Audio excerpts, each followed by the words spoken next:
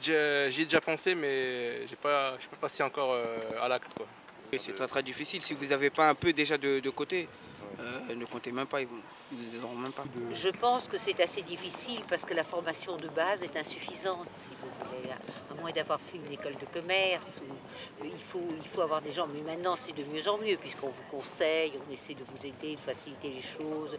Vous fondez votre entreprise en vous mettant sur le net, vous voyez ce que je veux dire? C'est quand même beaucoup plus facile. Déjà pour construire le dossier, c'est pas obligé qu'ils acceptent. Il y a toutes sortes de contraintes. On vous demande un tas de questions. Pourquoi vous créez cette société? Dans quel style de forme?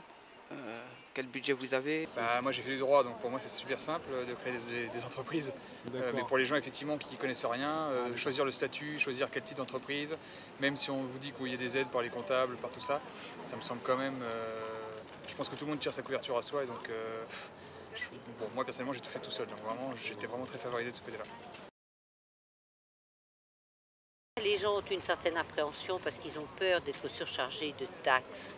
Je veux dire, de cette fiscalité est énorme en France. D'abord, il faut amener un capital. Par contre, en Angleterre, je peux le faire en 5 minutes en payant 80 livres sur Internet. Et voilà, j'ai mon entreprise. C'est juste beaucoup plus simple. Moi, je ne suis pas français, alors je suis habitué à ces pays anglo-saxons, mais je trouve pour les jeunes gens qui veulent commencer une petite entreprise, ça devrait être faisable sur Internet en payant 100 € et voilà. À mon avis, c'est plutôt des barrières juridiques ou de choix stratégiques avant de se lancer.